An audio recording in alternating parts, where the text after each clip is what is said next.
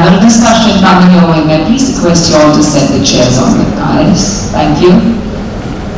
Something which is, of course, the reason why we all are here, and we always talk about, we always discuss business. It's always about footfalls to finger falls, which truly is that everything and every single thing that we do in our life is only for that reason. And we have as our experts who shall speak about this, moderated by our very own Ms. Shoma Bhatta, our editor of Retail Jeweler India, and our panelists are, please, ladies and gentlemen, I know it's time for us to stretch ourselves out and feel a little better, but since we informed us, we can't even stretch. So just shrug your shoulders, make sure you're sitting tall, and please join me in applauding as we invite Mr. Ganesh Subramanian, the founder and CEO, Style Mia. I could hear two applauses, two people applauding, but I think we can do it better. Ms. Meghna Saraogi, the founder and CEO of Style.me. Mr. Rahul Stone, the head sales and growth, Cornell Technologies. And Mr. Niranjan Sridharan, our business head, Simplify 360. The panel discussion. Good evening, everybody. Thank you for your patience. We are running late by good 1.5 hours, so we will pace through this session, though I feel it's one of the most important sessions, but we'll try to see how we can deliver value. So when we talk about footfalls to fingerfalls, I think we all pretty much know what is in here that we are going to discuss. Today, what we are seeing that buying virtually is more real than it has ever been. And thanks to COVID, Meghna, please join the panel.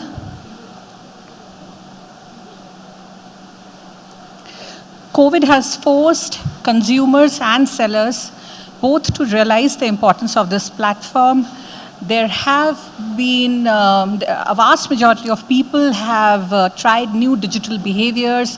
Over 94% of Indians, as per reliable data, have tried new shopping behavior, so to say. They are trying video apps, they are trying new digital apps, they are going to new website of new retailers. So basically they are switching between brands, they are switching between payment gateways, they are switching between delivery apps. So there is a lot of shopping behavioral changes that is happening. And the good part is now both consumers and sellers realize that it's simple, it can be done, it's reliable, and it makes life very easy. So in a sense, when we talk about footfalls to fingerfalls, what is encouraging this behavior is that everybody wants that extra bit of convenience. Earlier it was about a compulsion which lockdown had brought on us, but today it is all about convenience. There's heightened expectation from all brands to offer that convenience. It's made consumers lazy, and it has to make the sellers extremely active. So what we are seeing in the jewelry industry is that there is virtual try-on, there is video calling, all those things which earlier were novelty factors in the industry are today pretty much the hygiene factors. And what the brands and what the jewelers are now looking for is how do we integrate our different channels in a way that we give a seamless experience to the customer, and we give a more unified experience of the brand across all the sales channels, because it's no longer just one channel that a jeweler has to worry about. So there is not just omni-channel, and suddenly now it is all about being omnipresent. A customer can come from anywhere at any time, so a brand has to be across channels and has to be present all the time. So in that kind of sets the context, and I will now quiz the panelists on this.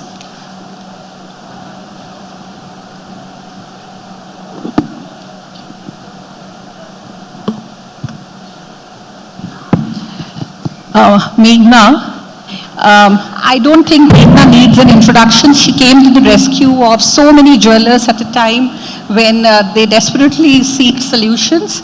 So Meghna, tell us about what are the learnings from COVID, and how did the jewelers truly benefit from the facility that you're providing, and what are the advanced solutions that your software is now offering?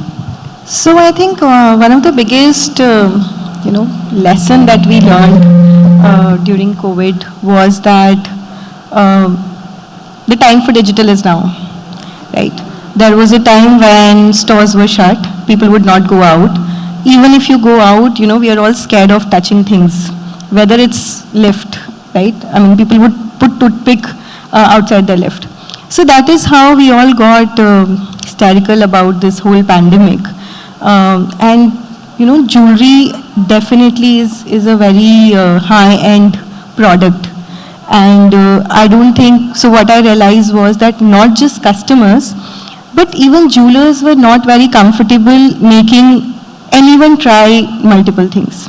And that is when, so I remember the first 2 weeks, just after lockdown, there were tons of webinars.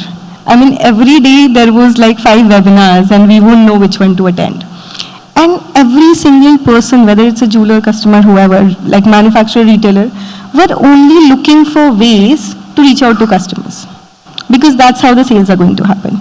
And that was a turning point, I think, for the industry, because people who were earlier not so comfortable with technology, they all wanted to at least try and explore it. So I think that was the biggest learning, that things happen which changes our mindset in a way we would have never thought about. Can you give us a quick number as to the number of new consumers that you acquired during the last 18 months? Close to 100 plus. 100 plus. Customers. 100 plus, no, Yeah. not clients, the end users. The end users. Okay, so our end. Just a broad number for us to understand So the as pace of- of digital adoption. So earlier, if we had like around 5,000 to 10,000 people who were trying on a monthly basis, today we have close to 80,000 to 90,000 people who are trying.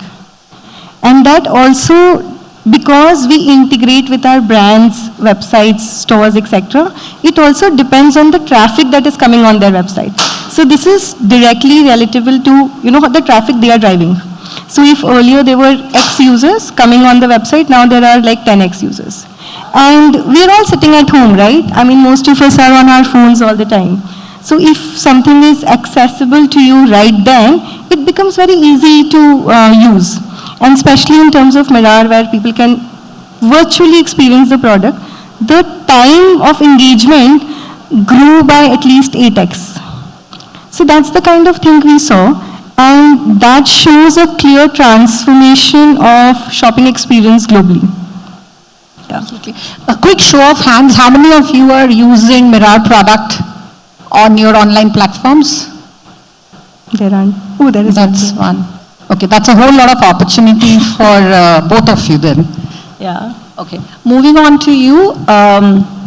Niranjan represents Simplify 360 Degree. The brand is working with a lot of large players like Anita Dongre, Audi, in the luxury car space, Nykaa. So he brings in a wealth of experience in terms of understanding how women customers are behaving and how these brands are looking to give a superlative experience to their customers. So over to you, Niranjan. Yeah, hi everyone, good evening. I think overall what the pandemic has brought about is a change in dynamics. People who are never online are now online. And you're all from a fairly traditional business, if I can call it that. So there's a whole bunch of opportunity. People's buying behavior after COVID, just by the fact that they've come in and experienced something that is so convenient, it's quite likely to remain online. So be it in terms of acquiring customers, or when they're on your website, or when they are talking with you on the phone, during the sales journey, or after you sell them a product, all these stages you can basically map out, identify who they are. Doesn't matter if you're a one-man shop, or it doesn't matter if you have like 100 stores all across the country. The base idea here is to set a process. There's a wide variety of tools, and these days a lot of the tools, you could just go online and find something for like $15 a month. It's not very daunting to get started, and it's not very like price prohibitory. So I think the biggest thing here is, even though you're traditional, I think we're at a stage where people are going to shift, people are going to move in volumes. And even when we come back to normal, this is going to augment what's happening offline to a large extent.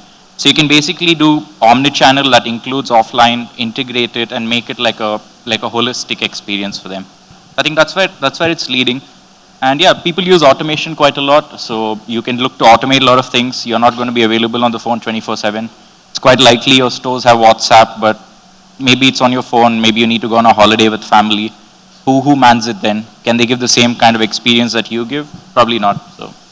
So the larger question for most jewelers would be that, so far we are used to footfalls, which means you are interacting with the customers face to face. Your understanding of the profile of the customer is very clear.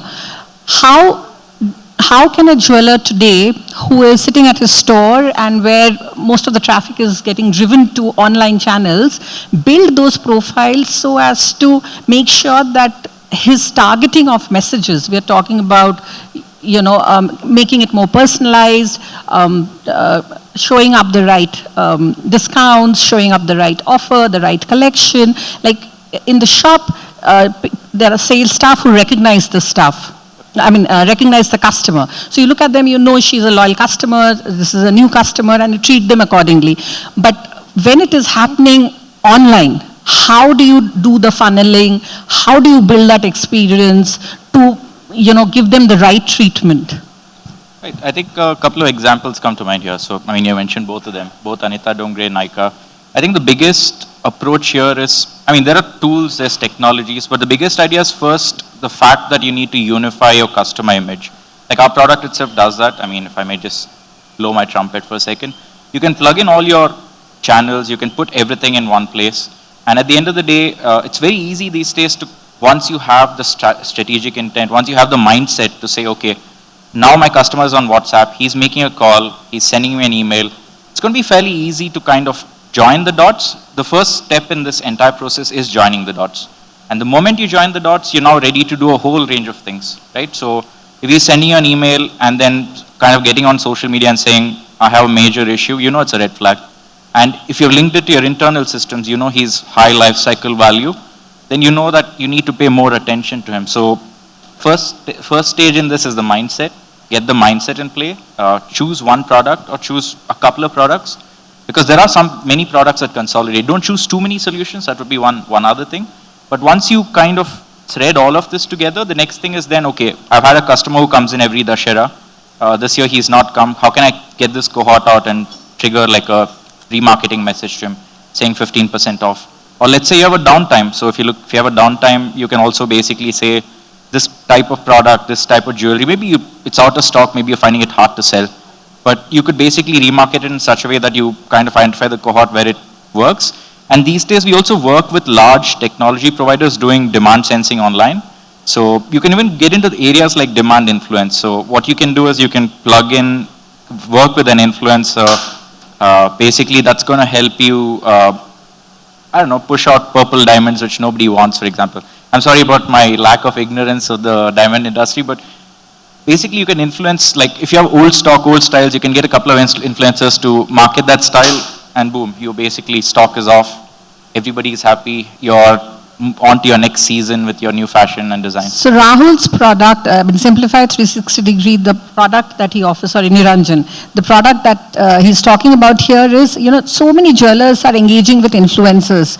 Whatever amount we pay them, whichever way we engage with them, there is no way to measure the efficacy of that collaboration. So the product that you're talking about, I think, largely assesses how relevant that influencer is for the category that we have, and then maps first whether the fitment for collaboration, and then secondly, it will also assess how effective was the collaboration. Exactly. We do both. So linking of the channels, basically bringing together the analytics as well as responding and automating the responses. It's basically a single, like I said, it need not be as, there are a plethora of products. You might want to start with something that's very, I know there are people here with different types of businesses. You can start pretty much with any type of business, any type of product, see how it fits your business, and you can explore quick, experiment fast and fail. Okay. Yeah. I'll come back to you on that. Rahul is from Kodilar, and the company has built Candere. Right now, they're working on the largest project of building global website for Joyalukas, which will mirror their stores across countries, across cities. And the company is on the journey to democratize this offering in a way that a jeweler with maybe 10 stores, 5 stores, can avail of the same experience for their customers. Over to you, Rahul. Thanks, Soma. Thanks for having us online. So a little bit about Kodla Technology. We are one of India's leading digital commerce agencies. We built on a platform called Magento. And over the years, we've been building multiple enterprise stores for large brands. And then when it came to jewelry, having built Candere, while we are in the process of building Joyalukas, etc., we realized that building a jewelry store online is like a marathon, you know. And most jewelers are not used to running that 42 kilometers of a marathon, but pretty much 40 kilometers out of that is exactly the same journey. So we said, why don't we go and build this all out? Because it's exactly the same that they want, and leave the rest of the customizations to each jeweler. So the whole thing is democratize tech so that jewelers can focus on what they do best. And we feel this is very, very important, because at the end of the day, the consumer has moved online. If you were in the first 2 sessions, everyone's talking that the consumers moved online and the consumers expecting a great digital journey. So the whole idea is, how can we enable every single jeweler to give a great digital journey? And then how can we integrate all of these platforms into the same platform so that the customer experience is at its best? Okay. Ganesh has decades of experience of working in fashion industry. He was last with Myntra in the capacity of their COO, and I mean, he has a turnaround story there as well, but we'll not get into that for now. And he moved on from there to build his own organization, and in the last 5 years, his company Stylumia has acquired business from Fortune 50 companies globally. And I think he's solving a very, very old and existing problem for most companies, which is, how do we project the demand if the customer is online, we are not able to see them, how do I know what she is going to buy? That is one. And I think for us as jewelers, that's one of the most critical questions, because I was telling him that 60 to 70% of our capital investment goes into jewelry, which is unlike any other category that I know of in the retail industry. So that's one very unique problem which he solves. And two, one is to maybe forecast the demand, forecast how the design will perform.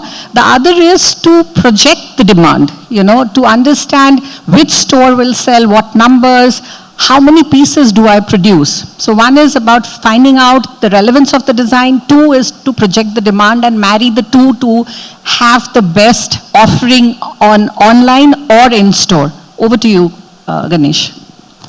Hi everyone. Hey, thanks for the introduction. And I'm no jewelry expert, but so I would like to share, maybe ask a question to all of you. How many times you felt that you made some products, you thought it will do well. When it reached the store, you got some surprise. It didn't do as much as you expected. Please raise your hands. How many times you felt it's actually a mediocre? It actually flew off the shelf. We all have product surprises, right? And how much do you feel right now that trend is changing much faster than ever before? How many of you agree that the trend is changing much faster than ever before? Not just one hand, both the hands should be up. So the demand uncertainties are pretty high, and consumer is most educated than ever before, right? So I'm just sharing some of these insights. Been in the online industry, have seen Myntra from a $20 million run rate to over $1 billion over a period of 4 or 5 years. When somebody told me that, Ganesh, you're making the biggest mistake of your career, I moved from Walmart to a 2,000 square feet HSR layout small startup. And not only they told me that, they also told me that online fashion, nobody will buy. You're doing a mistake. First of all, online itself, I don't believe. This was 2012, right? And then they said, fashion is touch and feel. And I'm sure a lot of you might be thinking, it's very high value item. People have to come and experience. This is exactly what they told us in 2012, right?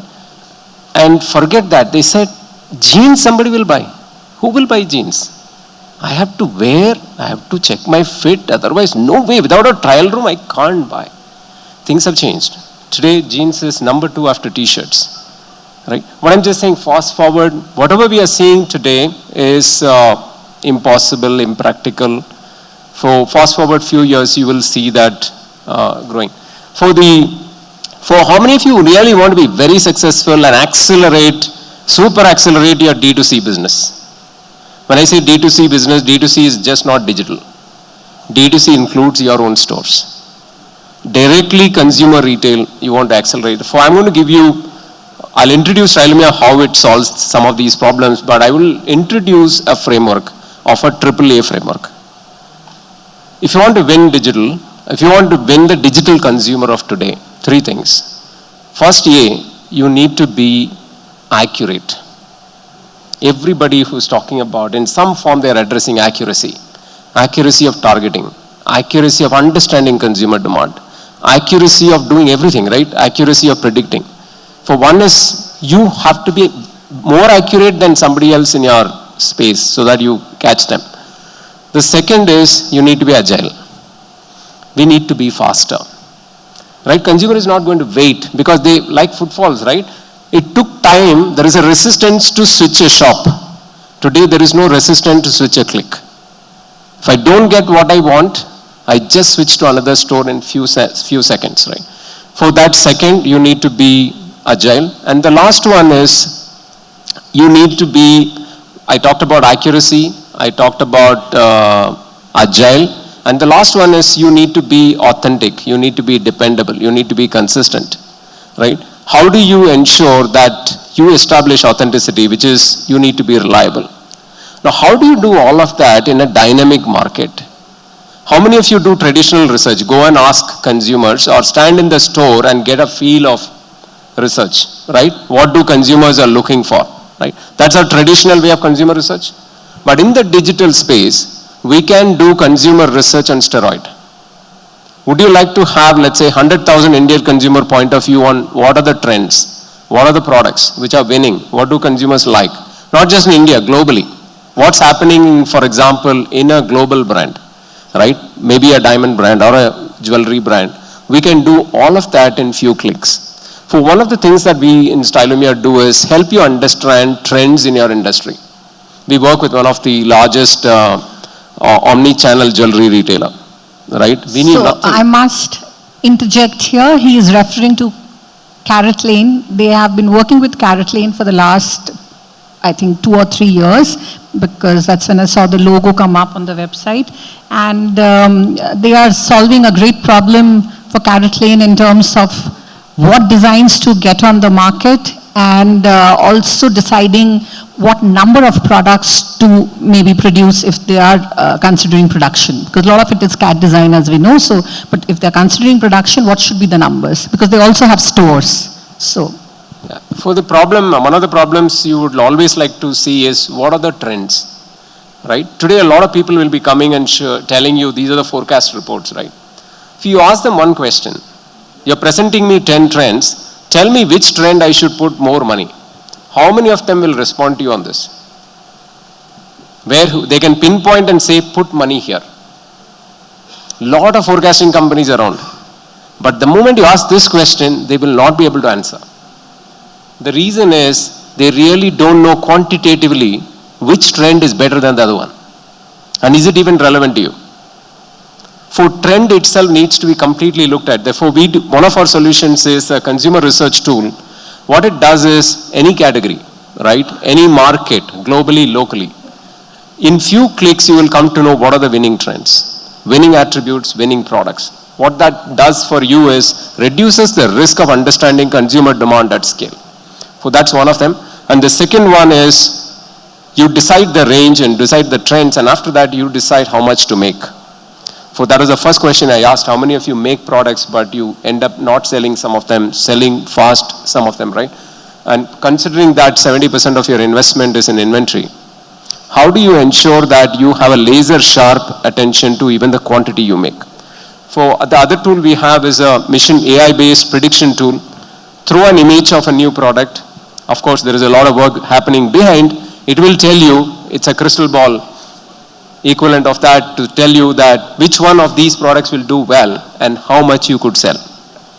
This prediction engine is based on all your transaction data.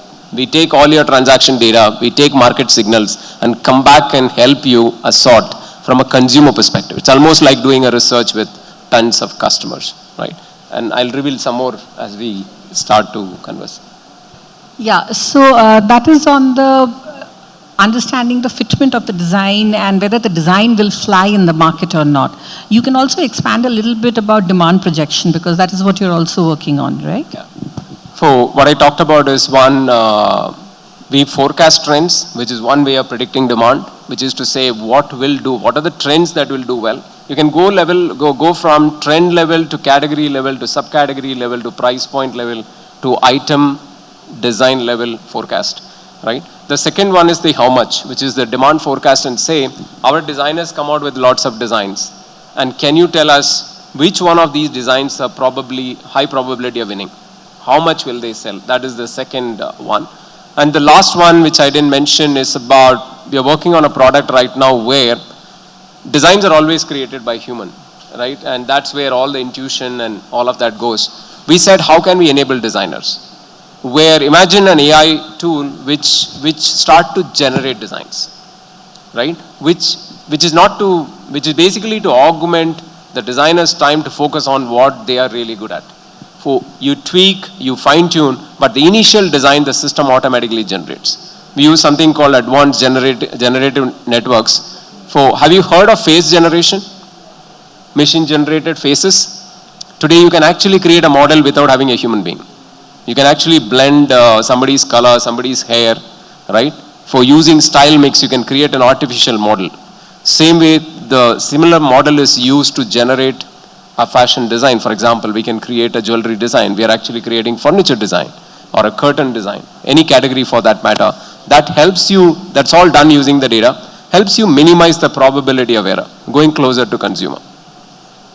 So essentially, there was a discussion earlier in the morning where we were talking about how jewelers are feeling the need to create their own identity through design. And I think the product he's talking about is getting the base level of design work based on right trends done by the robot. And then the designer adds value in terms of how to build the aesthetics. So the basics are taken care of by a robot, and that is also, I think, doing its pilot run at different fashion brands. Absolutely. As we talk right now, on this particular design generation, because we are entering a very sensitive area, right? In creative space, if you go back and say now machines will generate, it's sensitive area. We are working with 3-4 large brands where they are experimenting designs, and they're going to launch and see success rate between these designs and vis-a-vis what they're already making. In all the other products, typically the kind of benefits people get are revenue growth anywhere between 30 to 60%. You use all the insights coming from the tool, and second is inventory reduction by 30 to 40%. You would know the kind of money that you will unlock if you remove so much of inventory, but without compromising sales. In fact, you are accelerating sales. Meghna, most of the jewelers, of course, now have a website, but they're also across other channels like the social channels. How is your product integrated to those channels, and how does it work? Yeah, it's totally integrated. So what we realized is, during COVID, a lot of jewelers who never thought they'll go online went online, right? They started creating websites. But we also have to understand that you need traffic to drive to those websites to drive sales for you. And to get consumers to your website is a challenge. So as a result, what we realized is most of the jewelers are on Instagram or Facebook. Like, can I know how many of you are on Instagram or Facebook? See, I think most of you are, right? But I also think you'll understand if you are not creating quality content or if you're not doing a paid advertisement, you won't drive like traffic there. You won't get ROI. But having said that, most of your end consumers are on social media and are on phone all the time. So as a result, what we do is customize to brands. We can create filters for you right there where your customers are. That means either an Instagram or a Facebook, so that while they are browsing your brand, they'll be able to experience it on themselves. So suppose a jeweler like CKC, if they suppose have a filter of the new collection that you've launched, right? In an ideal scenario, you would expect your customers to walk into your store to experience those new products.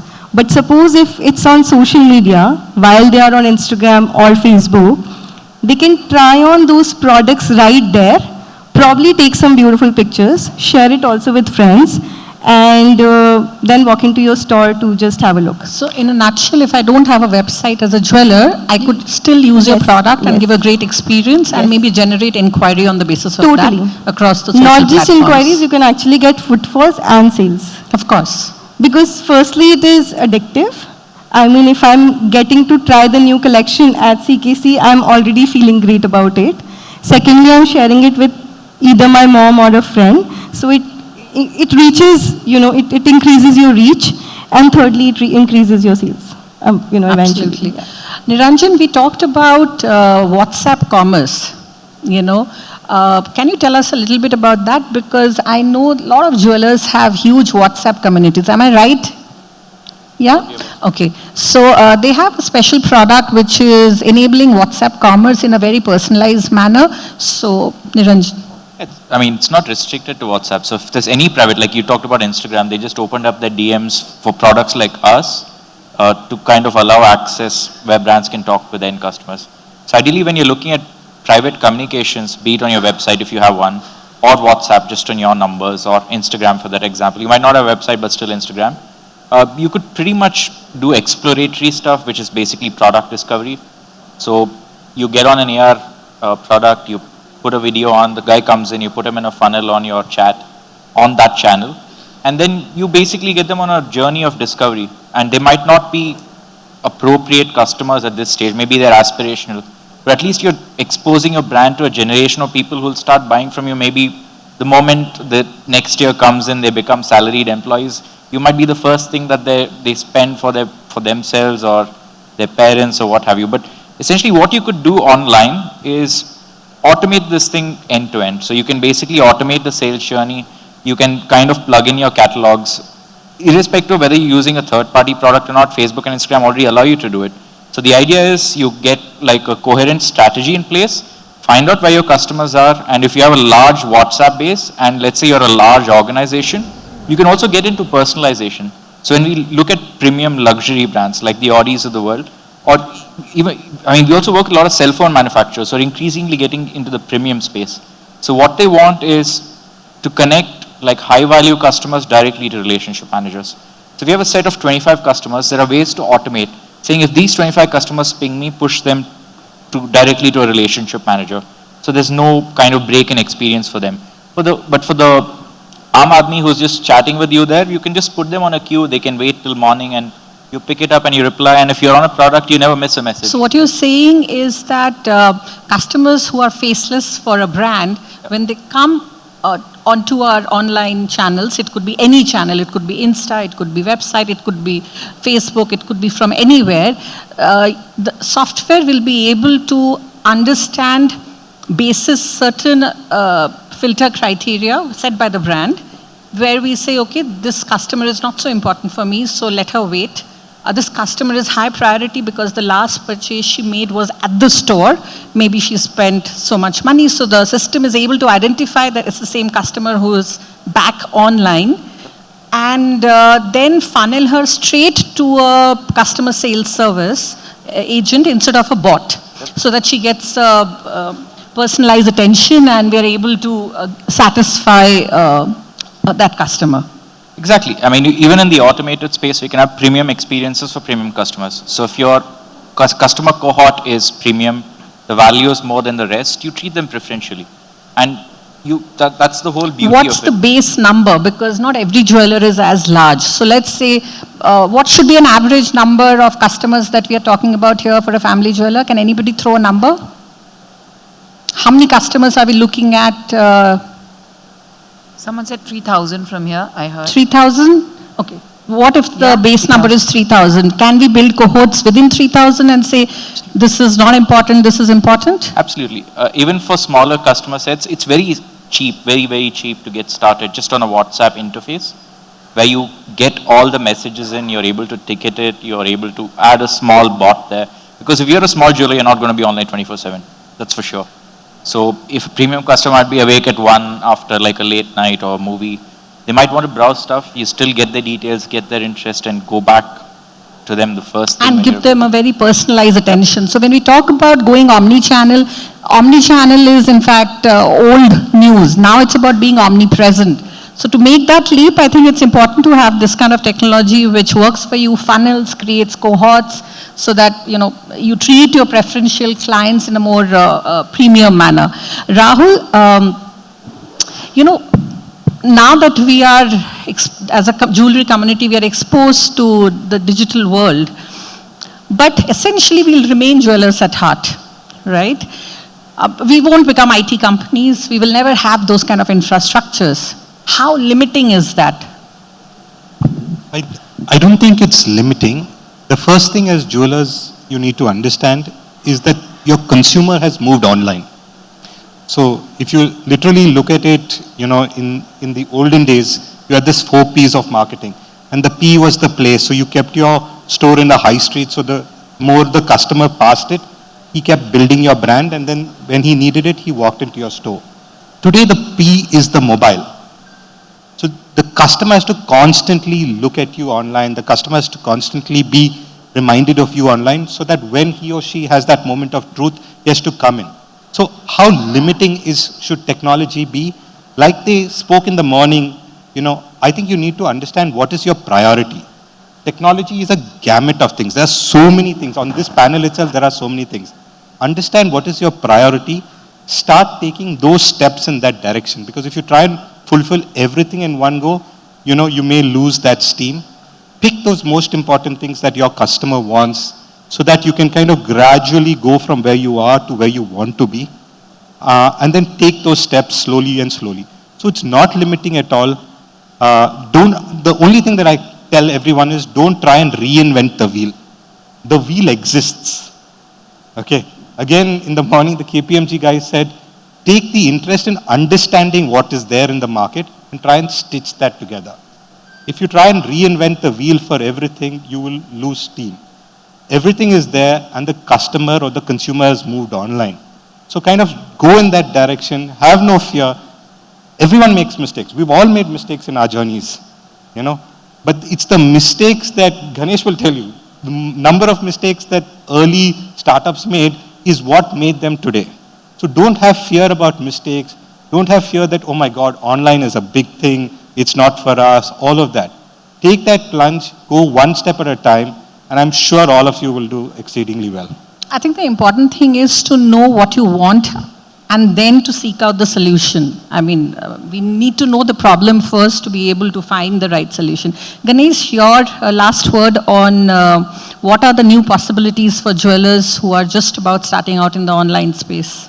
Yeah, I'm assuming that everybody would like to catch this way of the consumer getting on the digital space and how do I catch their attention, right? And a lot of people will be worried and say, I'm not digital native, right? I'm a traditional jeweler or whatever.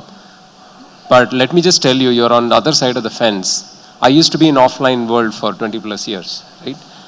Now, I worked for just 4 years in a digital native company. Right, and I was just telling you that, I just saw Mukesh very closely, and a computer science engineer can run a fashion company. And I thought, why not a fashion guy run a tech company? Today, many of my colleagues don't even believe that I run an AI-driven company coming from a fashion background, right? But the question is, it isn't complicated. It is actually pretty simple. For just that, take time out, remove all the jargons, right? If you get into that, it's actually pretty simple. You can do your own digital, digital marketing, people think it's making very big and all that, right? It's actually simple. You can do your Facebook marketing in no time. I'm just saying, from a holistic perspective, right? It's all, the platforms are made so simple that a common man can do it. That is how it is designed. Right. And we make it very big. Oh, I need a help here. I need help here. Then you will have 20 help, etc. I think you really need to just soil your hands. Take some time out to understand what are these platforms, what do they really do, right? Somebody will say remarketing. What is remarketing, right? If you just spend some 10 minutes, get into remarketing, you will understand remarketing in no time, right? So what I suggest is that, my experience, if you spend some good time, you will understand these so that you will talk relevant stuff with people even if you're partnering.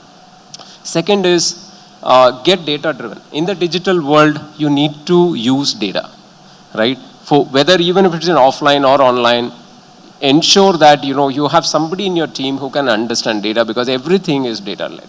So build that skill within your team. So that's important. And the last one is believe in IP. When I say believe in intellectual property, sometimes what happens is I'll do everything myself. While I said that you need to be aware, but don't try to do like he said, don't reinvent the wheel. Believe in some IPs and say there are companies built only to solve a narrow problem. So they build that expertise, and you all know you can never become a great jeweler overnight like that. Each one of them are doing something deep. For believe in that, prioritize like what they are saying, and take those one or two things which will lift one of your key business variables, be it revenue, be it reach or whatever. So to close this session, I think the key takeaways are that we want to remain jewelers, but we need to become digital savvy, and for that we have people to collaborate with. They are doing their bit to make their products the best in their space, and these are times for collaboration, and luckily for us, we are in Bangalore, the tech city, so I had the privilege of having all of you on the panel. Thank you so much. And with them, we have the possibility of reaching 1 billion customers, just if we plan the right manner. Thank you so much, panelists. Thank you, audience. Thank you very much. I'm going to request you to come ahead of the table for a group photo op. And we'd like to present the mementos as well. Ahead of the table, everyone, just to have better photo ops. Can we please have the mementos? Our humble thanks to Ms. Shobha for moderating the session so well. And of course, we've already gone digital, so we have no other way out. So thank you so much for your insights and sharing with us your expertise on how to really make sure that the footballs turn into finger falls. So thank you so much, sirs. With us, ladies and gentlemen, one more time, maybe open our hands together for Mr. Ganesh Subramanian, Miss Meghna Saraugi, Mr. Rahul Stone, and Mr. Niranjan Sridharan. Ladies and gentlemen, the World Gold Council presents the Retail Jeweler India Forum 2021. And it gives me great privilege to welcome our Director and Head of Marketing, World Gold Council. Please join me with a loud round of applause as I welcome Miss Aarti Saxena. The topic is pretty much interesting, and that is just the very famous 3 words.